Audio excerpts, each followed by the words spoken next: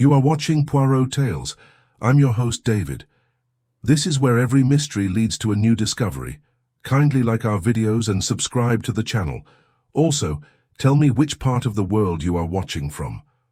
Welcome to Poirot Tales. Let's start the story. Chapter 1. A summons to St. Gabriel's. It was on a Tuesday of relentless drizzle that I found Hercule Poirot contemplating a letter with unusual severity. Outside, London wore its familiar veil of wet soot. Inside, Poirot's flat at Whitehaven Mansions was a citadel of order. Every crease, every fold, every line in its place, as if disorder could be outwitted by symmetry alone. "Ah, Hastings," he said, laying a paper knife across the letter with fussy care. "An arrival most timely. You look as if the post has brought either an invitation to dinner with a duke or a threat from a butcher's bill," I said, accepting hot chocolate from Miss Lemon, whose eyes catalogued my muddy shoes with a disapproval I felt rather than saw. "Neither.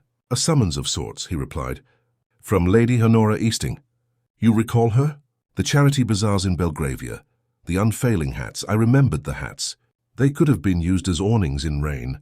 She has lately attached herself," Poirot continued, "to St. Gabriel's College, a finishing school on the Sussex coast. It trains young ladies to glide through life without squeaking. Deportment, languages, pianoforte, all that. Trouble in paradise? Not yet. But Lady Honora possesses one faculty that never fails her: unease. The school has a new headmistress, Miss Honoria Vale, installed at the new year, and a recently hired director of aesthetic refinement, a pompous title, but apparently a capable woman, Miss Rowan Ashcroft. Since their arrival, Lady Honora observes changes: locked doors, altered routines, a chaplain dismissed, a gardener replaced, and last week a girl sent home at midnight. Midnight? So says our correspondent. She asks if I will come down under a pretext, an inspirational talk on the science of detection to entertain the sixth form, and cast an eye. She pays handsomely. She never does anything timidly. Will you go? The little grey... He checked himself, as if remembering some private pledge to avoid set phrases. "The mind is in want of exercise, my dear Hastings. Besides, enclosed are 2 railway tickets, first class, and you, it appears, are designated the celebrated collaborator who will provide a soldierly perspective." I grinned. "A soldierly perspective on finishing schools? I can tell them about marching in step." "You can tell them," said Poirot, "that in closed communities the truth may be marched past daily and never saluted." 2 mornings later, mist lay across the downs like unrolled gauze, and our train blurred through hedgerows beaded with rain. Poirot was immaculate. The porter who brushed his hat seemed to achieve spiritual contentment thereby. I confess I dozed, and woke to the sight of grey sea slanting like dull steel beyond an embankment. St. Gabriel's proved to be a Victorian pile of the self-assured sort, perched above the coast with terraces stepping down to lawn and seawall. Mullioned windows blinked like stern eyes. A stone angel, much eroded, presided over the gate, sword lifted, face calm, as if to say that virtue could be manned like a post. We were received by Mrs. Semley, the school secretary, a capable woman of 50 with a ledger spine and the eyelashes of someone who believes frivolity starts with blinking.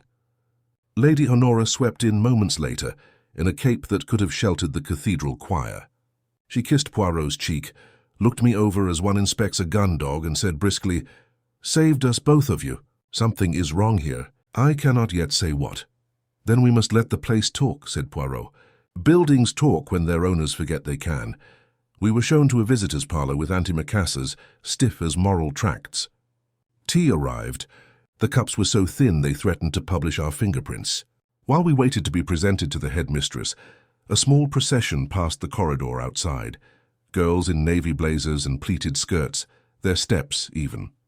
I thought of neat notebooks and tidier dreams. One of them looked in, tall, fair, with a thoughtful mouth, and then hurried on at the hissed instruction of a matron. Miss Honoria Vale kept us waiting just long enough to communicate that time belonged to her. She entered with a calm face, a precise figure, and a manner that suggested hearings rather than conversations. Her hair was iron grey and disciplined. Her hands were strong, the nails unadorned and perfectly shaped. "Lady Honora has imposed upon your kindness," she said. "Nevertheless, St. Gabriel's is pleased to welcome you for your talk this evening. We prize excellence in every field, even those which traffic in crime. Detection traffics in truth, said Poirot mildly. Truth is suitable for every curriculum. Her mouth tilted, approval or disdain. One could not be sure. You will find us orderly, Mr. Poirot. He glanced at the mantel clock. Order is the dream of the living. I admire its pursuit. As we were about to follow her on a tour of the classrooms, a woman crossed the hall with a portfolio under her arm. She was perhaps 30, with level brows and the direct gaze of one used to standing her ground. Her hair was a deep brown, cut simply. Her suit was of severe cut and good cloth. She would have been handsome even without the air that went with her. Self-possession, perhaps, or some flicker of inward scorn. Miss Ashcroft, said Miss Vale, Mr. Poirot and Captain Hastings. Rowan Ashcroft inclined her head. Her eyes, a very dark hazel, took in everything and yielded nothing. Welcome, she said. If you wish to see our studio, I have 20 minutes. Later, said Miss Vale. Mr. Poirot must see the chapel and the refectory. He will be speaking after supper. Ashcroft's mouth moved in what might have been a smile. Of course. She moved on, long stride, a faint scent of cold air, as if she had brought the sea indoors on her clothes. I watched her go with the interest one feels for an animal that knows its own strength. We were shown the library, well stocked, the names on the spines precisely chosen to suggest cultivation. We saw the refectory, long tables, flowers in jars, a blackboard with a menu written in a hand of unbending uprightness, a music room, piano gleaming as if it had been polished during the night, a rack of violins with the retired patience of old gentlemen. The studio, closed. Miss Ashcroft keeps the key, said Mrs. Semley. She has her methods. Many artists do, said Poirot. They are convinced they invented them. The chapel stood in a small late Gothic annex, all dim wood and clear windows. No stained glass here, no saints. Miss Vale explained, we prefer light without colour. It trains sight. Poirot touched a pew with 2 fingers. Sight requires shadow. It was nearly 4 when Lady Honora rejoined us with the air of one returning from war. A rumour, she announced in a whisper that travelled. A girl is to be dismissed. Today. At once. Parents telephoned. A taxi ordered. Nobody knows why. How do you know? I asked. She looked at me as one looks at a child who has asked why the moon is round. Because one of the maids knows the kitchen, and the kitchen knows the house, and I know the maid. Name? Ellen Malvern. A scholarship, clever as a knife. Brave face, quiet voice. They say she disobeyed a rule. But rules are disobeyed daily in schools without taxis. Miss Vale returned as Lady Honora finished speaking. She offered, "Gars the sort of smile with which one pacifies restless shareholders, and said, I regret that a pupil's departure will slightly disarrange supper." "You will not be inconvenienced," Poirot said very gently. "A pupil's life has been disarranged. Might one ask the reason for this sudden measure?" "One must not," said Miss Vale. "St. Gabriel's guards its own." Dinner was a model of silence and silver. The girls ate with that absorption which appetite brings when one is young, and the day has been open air and learning. I found myself watching for the tall, fair girl with the thoughtful mouth. She was not there. Poirot's talk on method after supper was a success. He understands better than anyone that people like a trick they can take home. He gave them 3: how to notice what is out of pattern, how to listen for what is carefully not said, and how to assume nothing, not even the obvious. The girls laughed and glowed, and a few of the staff did too, those who were not afraid of liking anything out loud. We had barely returned to the visitors' parlour when the school was jarred by a sound that seemed to come from the bones of the place. A bell, tolling once, twice, then ferociously, and without rhythm. The angel over the gate would have started if stone could shiver. Miss Vale was gone in an instant.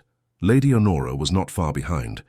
Poirot and I followed through corridors that had lost their tranquillity and found agitation like a draught. We reached the chapel as a cluster of girls was being shepherded back. The door stood open. A scent, faint and metallic, lingered in the air. Miss Vale lay at the foot of the chancel steps, one arm under her, the other flung across the first tread as if she had been paused there and pressed down. The bell rope, thick, and Ruff had fallen beside her in a coil, one part of it darkened. Her face had the absence that is beyond sleep. On the flagstone near her hand lay a small white card, damp at the corner where it touched the floor. The letters were in strong ink, made by a firm hand. "He that troubleth his own house shall inherit the wind." Poirot knelt, carefully, delicately, as if this too were a ceremony that required precision. "No one touch the rope," he said. "No one go near the bell-frame." He took in the air, the floor, the dust on the window-sill. He bent and sniffed, without touching, the dark stain on the rope. "Not blood," he said softly. "What then?" "Oil. But not from the tower." He looked at the card. "And this is cut from St. Gabriel's headed paper." The girls were being led away by two matrons and Mrs. Semley, who had gone white to the lips. Lady Honora stood very straight, as if the only weapon left to her was posture.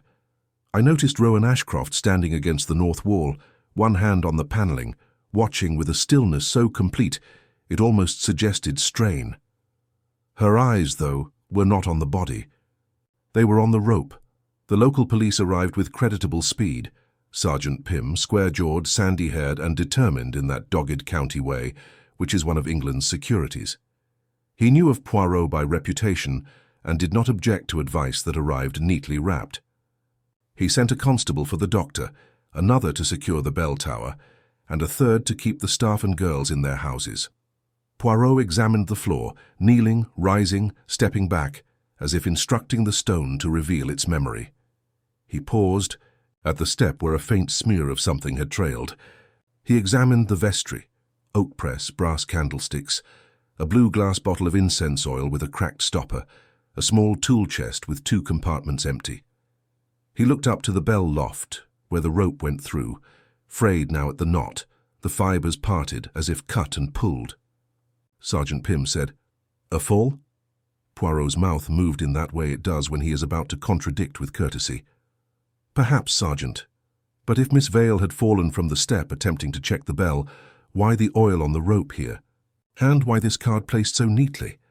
No, someone arranged for the bell to run wild, while the rope failed at a chosen moment, and expected Miss Vale to lay hands upon it. The oil would speed the rope.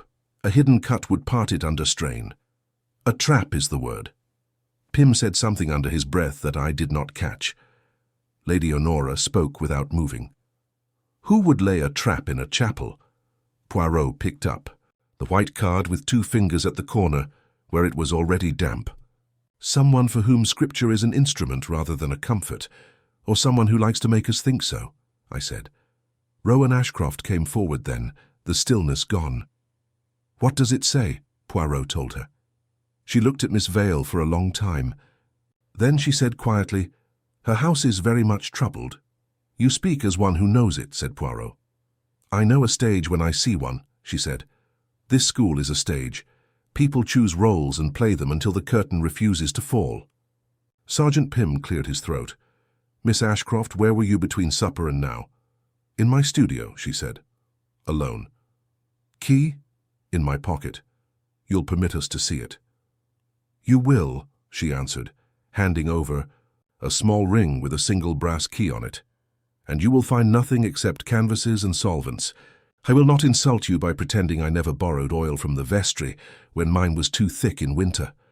"Borrowed from the vestry," repeated Pym, his pencil working. Poirot looked from rope to card to bell mouth.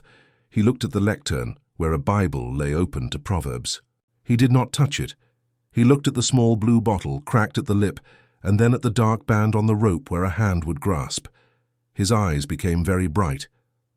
"Sergeant," he said, "do not permit anyone to wash their hands tonight." Pym stared. "What?" "Anyone who has handled that rope must carry some of this oil upon the skin. It has a faint scent, bitter and metallic. I know it. They will try to remove it. They must not until we have found it." Pym, being an intelligent man, gave the order without further argument. We left the chapel. The sea outside had turned from steel to black glass. Rain came in needles. The stone angel, up there with its sword, did not look reassured. In the corridor, as the girls were being led past in whispering pairs, I saw again the tall, fair girl with the thoughtful mouth. She saw me too, and in that instant made a decision. She stepped out of line before anyone could stop her and said very low, "Sir, they sent Ellen away because she found a book. It had a name in it and a date. She brought it to the headmistress. An hour later, a taxi." "What book?" "A ledger," she whispered, "from the alumni cabinet. It wasn't supposed to be unlocked." Poirot had moved to my side as lightly as if he had floated there. "Your name," he said. "Ruth Larkin?" "Thank you, Miss Larkin. Go now before obedience fetches you a punishment." She went. The line swallowed her. The matron scowled at me with righteous efficiency. Lady Honora was waiting in the visitors' parlour. She was not given to delicacy in language or food, but she was delicate now, her voice low, her hands still. "Poirot, there was something wrong from the first moment. You saw it. Tell me I was not a fool." "You were not a fool," he said. "You were in time." "For what?" "To see the first act," said Poirot. "The curtain is only just up." He sat very straight and steepled his fingers. "Suspects?" I asked. "All who breathe in this house," he said, "but especially those who handle keys and paper. The secretary who conducts the school's veins, Mrs. Semley. The artist who keeps her studio locked and borrows oil, Miss Ashcroft. The chaplain dismissed last month without explanation. Where is he? The new gardener who replaced the old. Why? The dismissed girl, Ellen, what did she read? And the fair child who dared to speak. Courage like that is usually born of knowing too much. And the note," I said. "A biblical proverb chosen with chili taste." "Chosen with intent," said Poirot. "We shall see if there are others." There were. But that belonged to a later hour, and a darker room, and a hand that left a second card as a promise. For now, the bell rope lay coiled on the stone like a sleeping snake, and the oil on its strands held the light with a dull sheen. And the storm outside fastened itself upon the house like a siege. Chapter 2.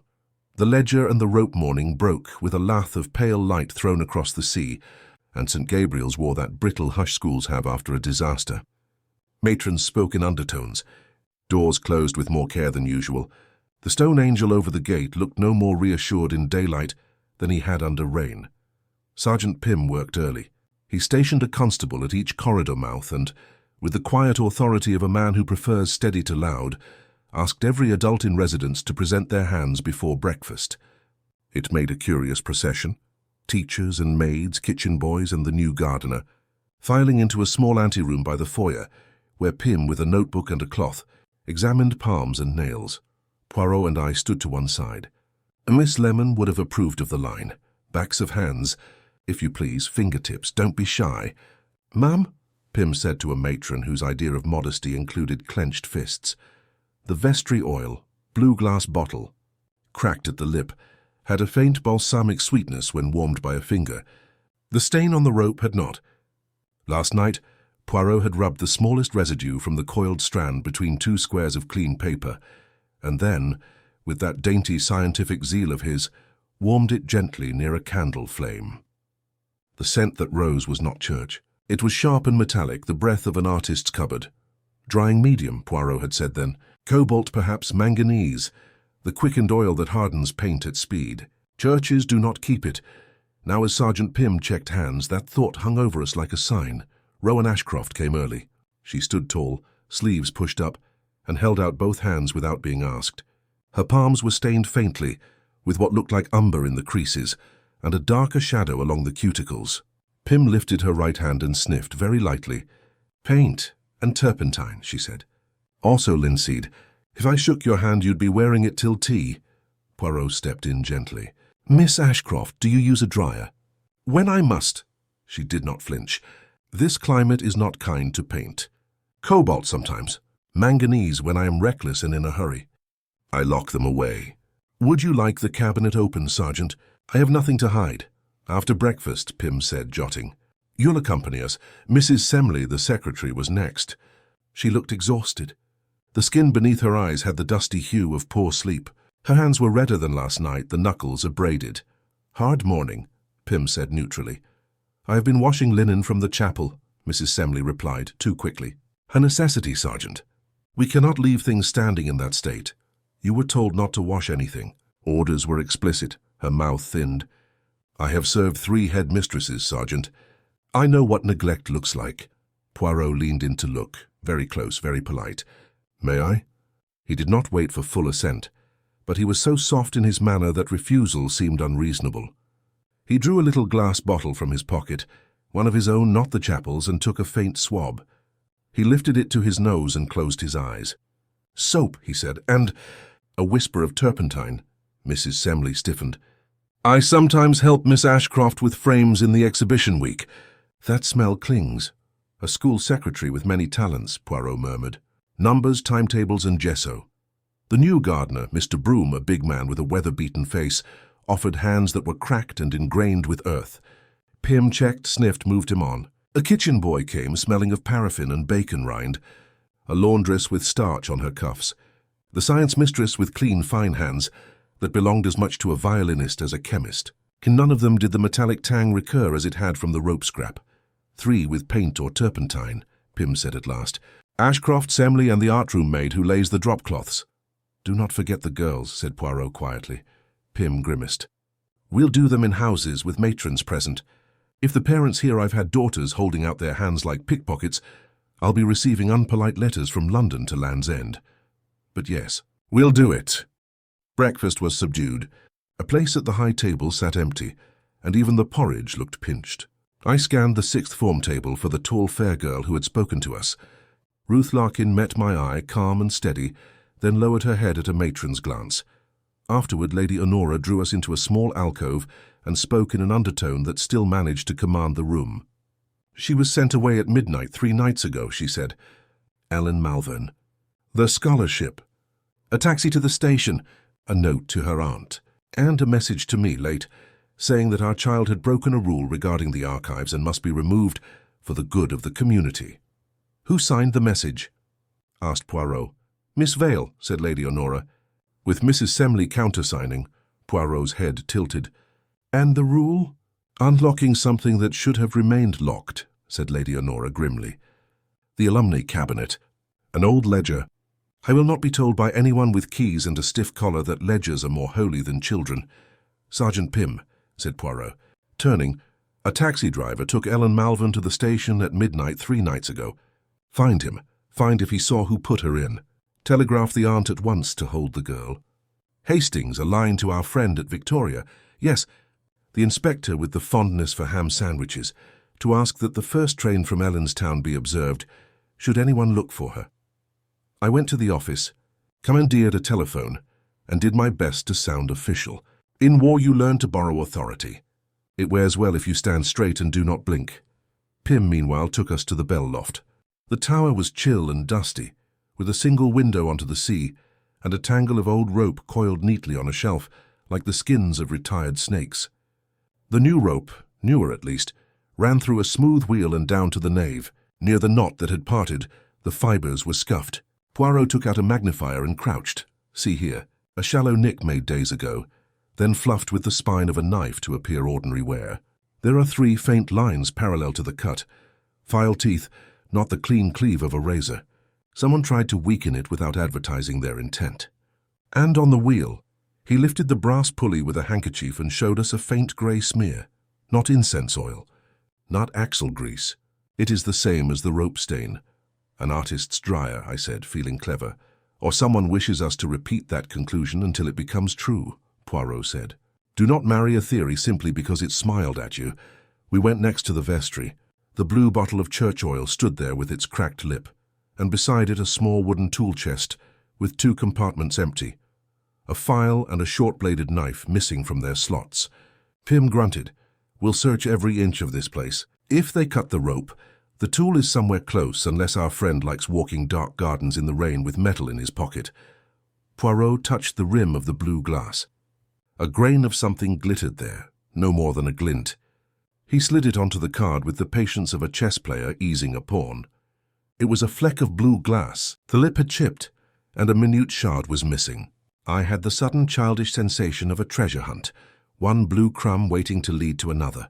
"Someone poured from this at some time," Poirot said, "and did not wipe carefully." He sniffed the lip. "It is sweet enough, but the rope, no. The rope speaks of cobalt." We crossed to Rowan Ashcroft's studio with Sergeant Pym and the key in his palm. The door was heavy and newly painted. The lock was recent and good. Inside, the room smelled of turpentine and sea air. Canvases leaned like sentries along one wall, studies of the terrace in varying light, a view of the chapel at dusk, a portrait of a young woman whose mouth was composed and whose eyes were not, Miss Vale. An unfinished likeness, Poirot murmured. Commissioned by the governors, Rowan said. She had insisted on coming. Presented at the Founders' Day next month. Do I proceed, Sergeant? Or shall the school hang a black frame instead? Pym gave her a look that might have been respect or warning. We shall see. Poirot's attention had gone past the canvases to a tall locked cabinet near the north window. Your mediums and dryers, Miss Ashcroft. She unlocked it without flourish. Rows of bottles stood inside. Linseed, stand oil, turpentine. 3 small vials labelled in a neat dark hand. Cobalt dryer, manganese dryer. Lead-based Megil P. Poirot uncorked nothing. He lowered his face to the cabinet and inhaled. His nose is a better instrument than many laboratories. The note of metal, he said. Present here, yes, but coarser than on the rope. Yours is a brand that carries a resinous undertone. The rope spoke of a cleaner mix. Rowan's brows lifted a fraction. You know your paint. I know how deceit borrows smells, he said. His gaze fell to a cutting mat on the work table, a big green board scored with lines. A corner of St. Gabriel's headed paper lay atop it, neatly cut away in 2 right-angled bites. He looked, then looked again, and finally at Rowan. She did not flinch. I used it to shim a frame, she said. If the school wishes to count every scrap of its stationery, it should lock the cupboard. Pym made a note. At the sink, a rag lay balled. Poirot lifted it with the tips of his fingers and unrolled it, revealing a smudge not of colour, but of grey-black across the weave. He sniffed very lightly. Manganese, he said. Whole days old, Rowan crossed her arms. Are you here to find a murderer, or to inventory my habits? Both, said Poirot without heat. Your habits have been borrowed. On our way back along the corridor, we met Ruth Larkin waiting in that particular way bold girls do when fear has already been factored in. Her hands were clean. Her eyes were not. I can get you 5 minutes in the archives, she said softly. Matron has a honey and vinegar for her sore throat that requires her kettle, which requires her presence. When she is at the stove, the keys go onto the hook by the cupboard. I cannot take them, but I can sneeze in the hall loud enough for her to come out and scold me. Miss Larkin, said Poirot gravely, if you were a lieutenant, I should promote you and be grateful. She went. We followed, strolling like faithful pillars of order. The archives lay in a cool room off the library, shelves of leather spines, cabinets of photographs, the alumnae ledger in a glass-fronted case. On its first page was written in black ink and an old hand, St. Gabriel's, the Book of Names and Benefactions. The lock, when Ruth sneezed, obliged the scolding, surrendered to a key in my pocket that Poirot had somehow secured from Pym with 3 words and a look. We took out the ledger and opened to the later years. Lists, names, amounts. A pattern emerges even in such dry gardens, more blooms in election years. Droughts when the markets are poor, sudden spates after scandals, as virtue hurried to launder itself by cheque. Poirot's finger moved without touching down the column of 4 years ago. There, he said, an entry in a fine modern hand, the Windward Trust, endowment gift, restricted, for the Vale Annex. Beneath, in a thinner line, restriction, certain disciplinary records to be sealed by order of the governors. Who is the Windward Trust? I asked. Lady Honora, who had joined us as if pulled by a string, made a sound not unlike a small cough. It is a philanthropic vessel, she said, not quite looking at us. Anonymous benefactors use it to sail their generosity into safe harbours. Who chairs it? Poirot asked. Various men of standing, said Lady Honora, and occasionally women. And the restriction, said Poirot, tapping the line, was written in whose hand? Mrs. Semley's, said a voice from the doorway. Mrs. Semley stood there with a face like parchment. At instruction of the board.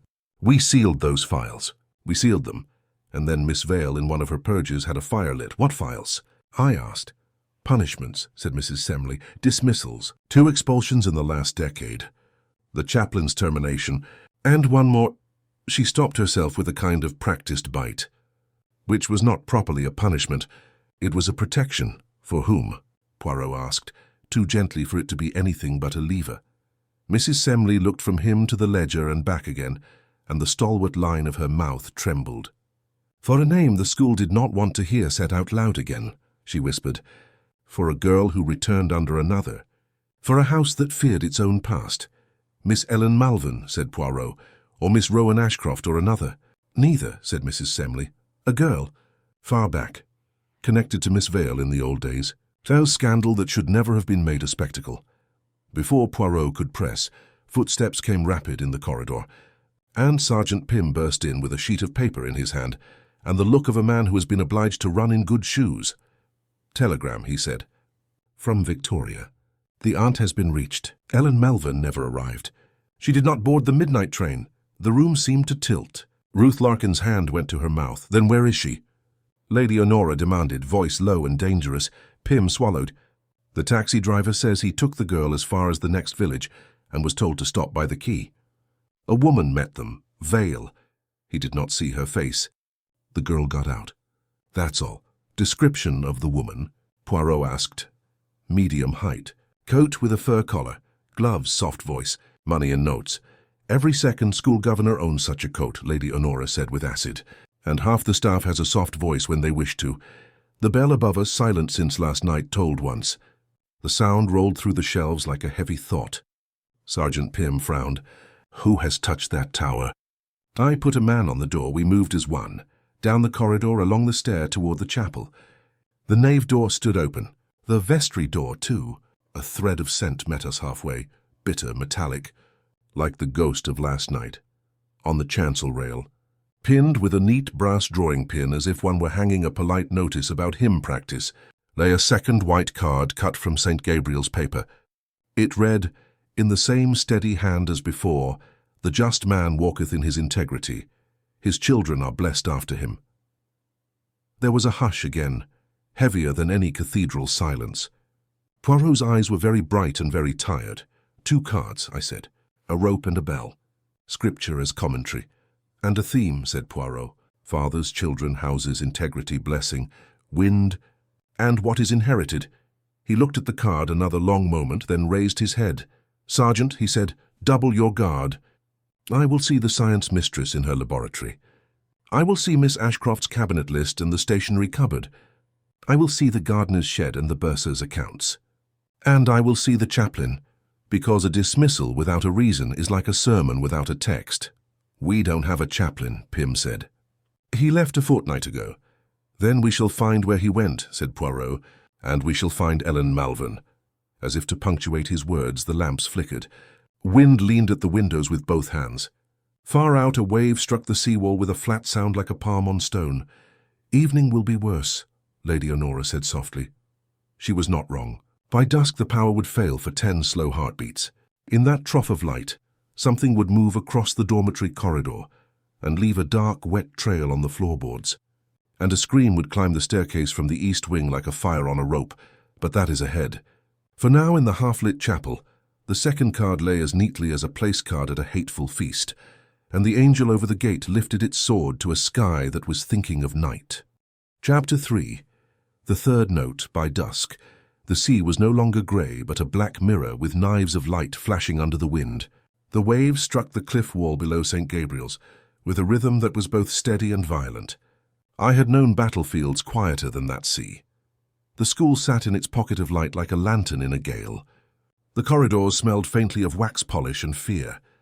The girls were confined to dormitories. Teachers huddled in pairs. A notice on the refectory board announced prayers for the soul of Miss Vale, written in Mrs. Semley's careful hand. Poirot stood before it a long time. "She writes steadily," he murmured.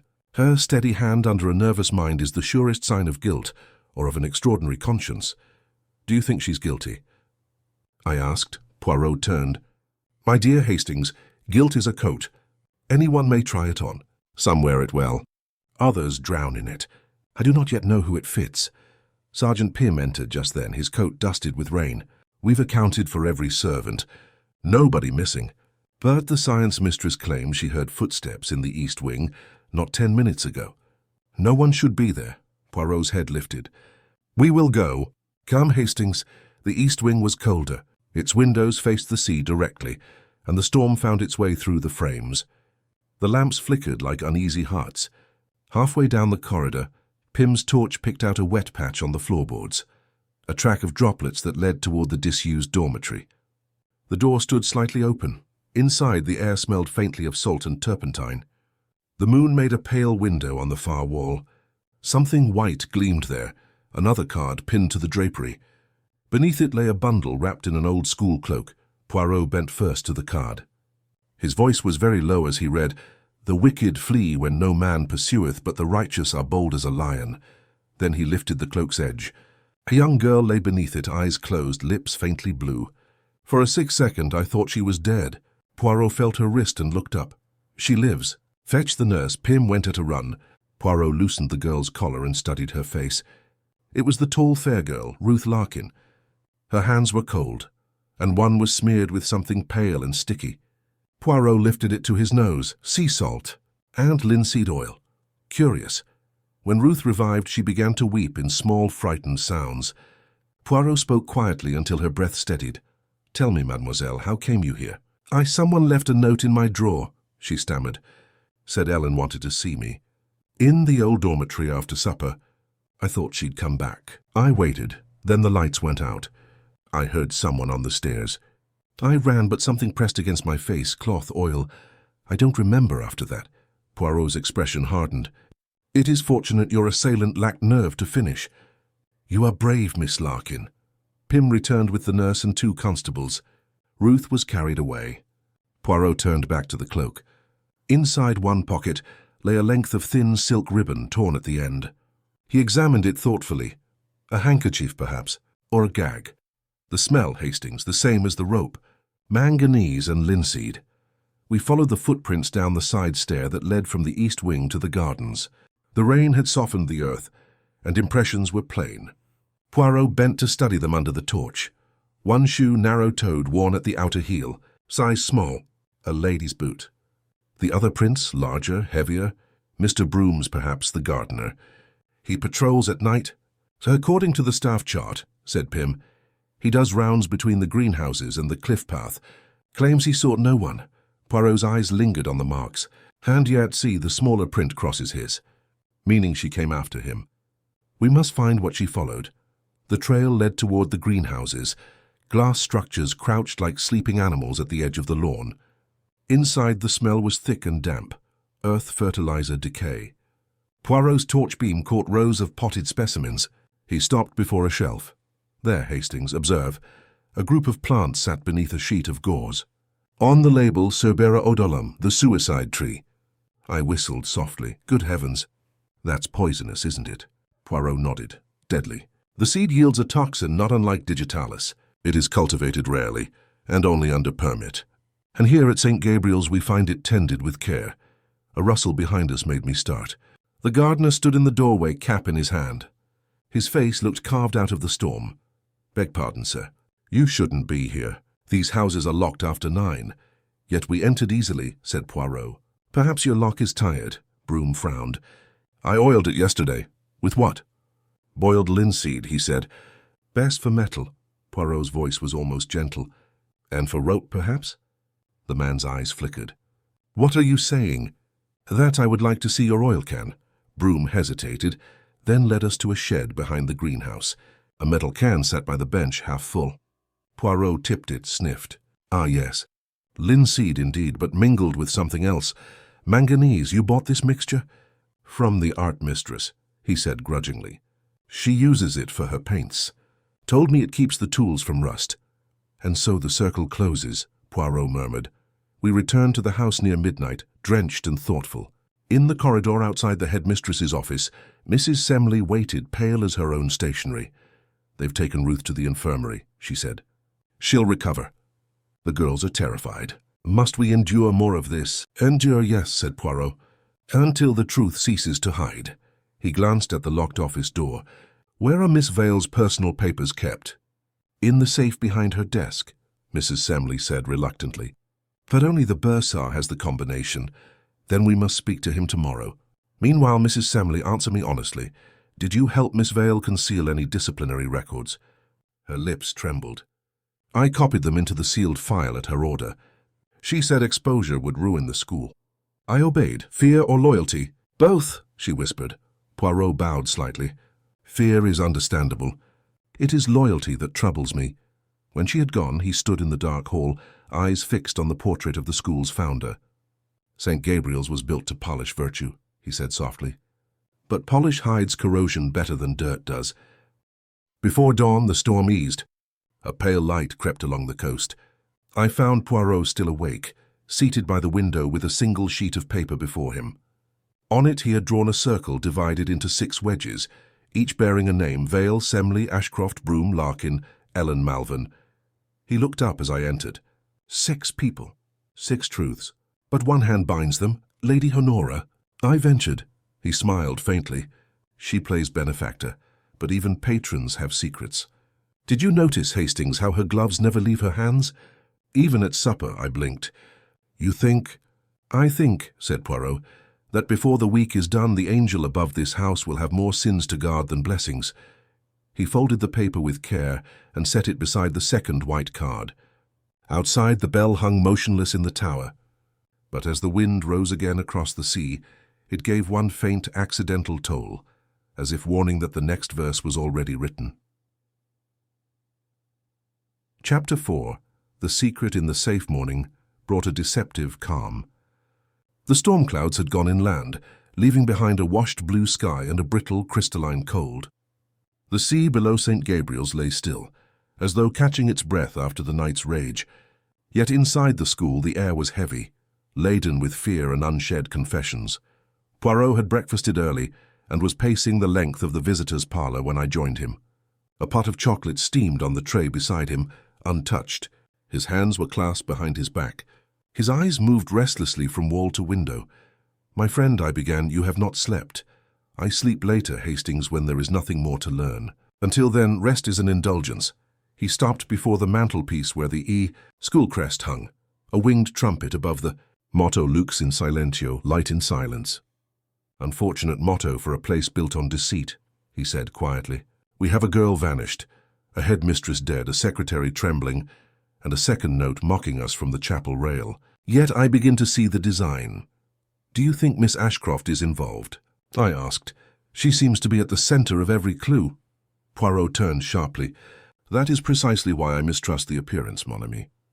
The clever murderer arranges evidence as a painter arranges color, each stroke calculated to direct the viewer's eye away from the true focus. Miss Ashcroft is the brush, not the artist." Before I could reply, Sergeant Pym entered, his boots damp from the grass. "The bursars come up from the village, sir," he said. "Name's Harrison. He's none too happy about the safe being opened, says there's private matters in there." "Private matters," Poirot repeated, "often prove of the highest public interest. Let us go, Hastings."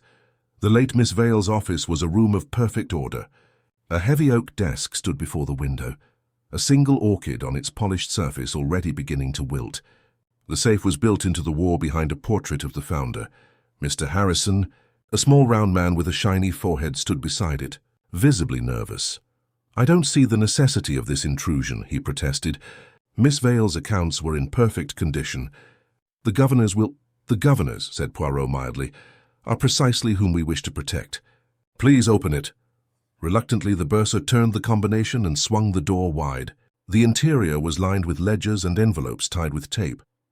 Poirot's hand darted to the smallest parcel, labeled "Personal Correspondence. Confidential." He untied the ribbon carefully, as though handling a sleeping snake. Inside were a dozen letters. He skimmed them rapidly, then handed one to me. It was written in an elegant but trembling hand. "My dearest Honoria, the past cannot remain buried forever. The ledger you keep locked will one day betray you. The girl has returned. Her face is her mother's. I cannot silence the truth any longer. When the Windward Trust next meets, I shall confess my part in it and name those who profited. And may God forgive us both." Valepim exhaled sharply. "That settles it. The Windward Trust again. Same name as in the ledger." Poirot nodded. "Indeed. And note the date, 3 days before Miss Vale's death." He turned to Harrison. "You are the bursar, yes? You manage the trust accounts?" The little man's fingers twitched. "In a limited capacity. Lady Honora oversees them personally." "Ah," said Poirot softly. "So she has her hand in both purse and conscience. Poirot continued examining the safe. Behind the ledgers he found a narrow iron box, locked with a smaller key. Harrison produced it reluctantly. Inside lay several papers, a photograph and a small silver locket. Poirot took out the photograph first. It showed a group of young women in Edwardian dress, posed on the chapel steps. One of them, barely more than a girl, was unmistakably the late Miss Vale. Beside her stood a second woman with striking dark eyes and a smile half wary, half defiant. Scrawled on the back were two words, Honoria Ashcroft. I stared. Ashcroft? Poirot's voice was very quiet. It appears that Miss Rowan Ashcroft is not the first of her name to walk these halls. Perhaps she is following in a mother's footsteps, both in art and in tragedy. He opened the locket next. Inside was a curl of hair and a miniature portrait of a baby. On the opposite side was engraved a verse, "The child of my sin shall not be named, yet she shall inherit the wind." Poirot closed the locket with infinite care. The same phrase as on the first note, Hastings. This is no coincidence. At noon we summoned Lady Honora to the office. She arrived in a flurry of perfume and indignation, her hat bristling with feathers. Really, Poirot, must I be dragged from luncheon to hear another of your theories? The governors are in uproar already. Sit, Lady Honora, said Poirot gently. You will want your strength. She obeyed more from curiosity than command. Poirot laid the photograph before her. You knew Miss Vale long before she became headmistress. Her expression froze. We were at school together. What of it? And Honoria Ashcroft? The feathered hat trembled. That was her maiden name. She married a painter, I believe, then vanished abroad. Why? Because her daughter has returned, said Poirot. Miss Rowan Ashcroft. She teaches art here. Did you truly not know? Lady Honora's eyes widened. Good heavens! The resemblance I should have guessed. Indeed. Miss Vale certainly did. It is what frightened her. Poirot paced once around the desk. Miss Vale and you were partners in the Windward Trust, but the trust was a mask for an old injustice, was it not? Money taken from the school endowment to cover the scandal that forced Honoria Ashcroft to flee. She was accused of theft, falsely. The true culprit was protected, her friend Miss Vale helping to bury the matter. The child she left behind, Rowan, was placed in a convent and later in an art school abroad. Do I err? Lady Honora's colour drained. You have no proof. Ah, but I have, said Poirot softly. The ledger, the letters, and the locket. Miss Vale's guilt was overwhelming her. She intended to confess, to expose you, Lady Honora. But someone silenced her before she could do so. Pym's hand went to his notebook. That's motive enough. Lady Honora rose, trembling. Do you mean to accuse me? I was in London the night she died. Poirot bowed slightly. No, madam. You are too careful for such direct action. You paid for it instead. Someone else delivered the justice, or thought it justice, that you feared. Someone who knew the old story through another channel. Someone with both access and passion. Rowan Ashcroft, I said. Perhaps, said Poirot. But let us not forget Mrs. Semley. She knew every locked drawer and hidden ledger in this school. Lady Honora sank back into her chair, one gloved hand trembling slightly. Poirot's gaze rested on it. You keep those gloves on always, he said softly. Even now, why? Her eyes flickered. Arthritis. Ah, Poirot murmured. Or perhaps another affliction, one that leaves stains not easily removed. I shall discover which before the night is done. That evening, Poirot asked for every member of staff to gather in the refectory. The long tables had been cleared. The lamps burned low. Lady Honora presided at one end, pale and stiff. Mrs. Semley stood near the door, wringing her hands. Rowan Ashcroft entered last, her dark eyes unreadable. My friends, said Poirot, we have endured much. A headmistress murdered, a student missing, a child nearly killed. Yet I believe we stand now upon the edge of truth. He laid the photograph on the table. Gasps rippled through the room. Miss Vale and Honoria Ashcroft, he said, friends once, divided by a crime neither wholly committed nor wholly prevented. Their daughters, one by blood, one by circumstance, are now entangled in that legacy. He moved closer to Rowan. You knew of this, did you not? She met his gaze steadily. I suspected. Miss Vale looked at me as if she had seen a ghost. And you confronted her. Yes, she told me everything, that my mother had been accused, that she had kept silent to save the school's reputation. She begged my forgiveness. Did you grant it? Her mouth tightened. I tried. Yet she died that same evening. Rowan's eyes filled with sudden tears. You think No. I went to her, but she was already... Poirot raised a hand. Enough. I do not accuse you, Miss Ashcroft. But your story confirms what I already believe. Miss Vale's death was the work of another who feared her confession would expose them. He turned then to Lady Honora. Madam, will you remove your gloves? She hesitated, then peeled them off. A faint grey stain marked her right palm, the skin dry and rough. Poirot took one glove and held it to his nose. Linseed oil with a trace of manganese, the same mixture found on the rope and on the gag used to silence Miss Larkin. You prepared it, did you not? Lady Honora's composure cracked. Miss Vale asked me to polish the belly. The room fell silent. Poirot turned back to Lady Honora. You arranged for her removal, did you not? She found the record of the old theft, and you feared she would speak. You sent a veiled woman to take her from the quay. Where is she now? Lady Honora's eyes flashed. You think I'm capable of harming a child? I think, said Poirot quietly, that you are capable of protecting your reputation at any cost. But Ellen lives. You would not risk another death. Where have you hidden her? No answer came. Poirot stepped closer. There is one place in this house known only to the governors. The old crypt beneath the chapel, the foundation vault sealed after the fire of 1892. That is where she is. Am I right? Lady Honora stared at him in horror. You couldn't possibly... Poirot smiled thinly. The little grey, no, the orderly mind, it never guesses. It observes. You have dust on your shoes from the old flagstones, and the key to the vault hangs from your chain disguised as a charm. Pym and 2 constables left immediately. 10 minutes later they returned with a shivering, wide-eyed girl wrapped in a blanket.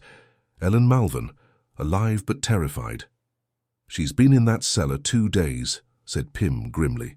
There's a cot, blankets and a lamp. Someone meant to keep her quiet, not kill her. Poirot faced Lady Honora. Your plan was cowardice dressed as prudence. You meant to delay exposure, not cause death. But death came anyway. That is what happens when one treats guilt as an asset to be managed. Lady Honora sank into her chair, her grandeur crumbling. Poirot turned to Pym. You have your confession, Sergeant. Take both ladies into custody. The child will testify to who brought her food. As the officers led Lady Honora and Mrs. Semley away, Poirot stood in the silence that followed, his face grave. This house is cleansed, he said at last, but not clean. The sins of the past linger in its walls like smoke. They will fade only when truth replaces silence. He looked toward Rowan Ashcroft. Miss, you are free to leave this place. Your mother's name will be cleared. Let the sea wash away the rest. Outside the wind rose again, carrying with it the cry of gulls and the first drops of new rain. The bell in the chapel swung once more, softly, almost like a sigh, and the angel above the gate seemed at last to lower its sword. But Poirot, standing by the window, whispered almost to himself, Justice is done, yes, but harmony, that takes longer to restore. And with that, the case of St. Gabriel's finishing school closed, not with triumph, but with the quiet ache of truth finally spoken aloud. Chapter 5. The Final Verse. The following morning dawned pale and motionless. A faint mist hovered over the cliffs, drifting through the gardens of St. Gabriel's like smoke from a dying candle. The storm was gone, but the silence it left behind was heavier than any thunder.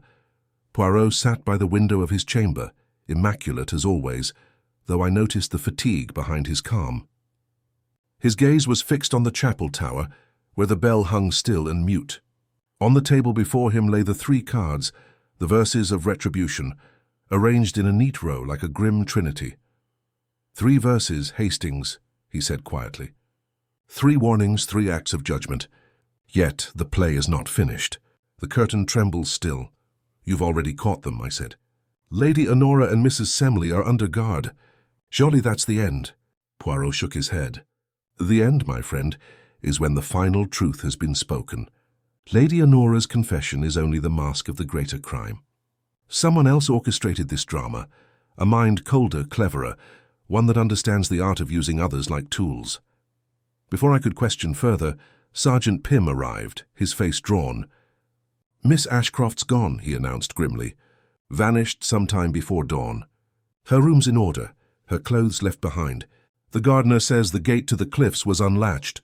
Poirot rose, his eyes sharpening. She will not have fled far.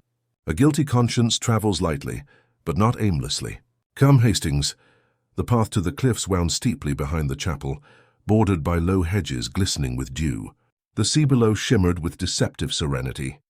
Near the edge we found Rowan Ashcroft standing alone, her coat whipping in the wind, a small bundle of papers clutched in one hand. "I thought you'd come," she said without turning. "Where else should we go?" said Poirot softly. "When the truth waits at the edge." She laughed, a sound that was neither bitter nor amused. "Truth.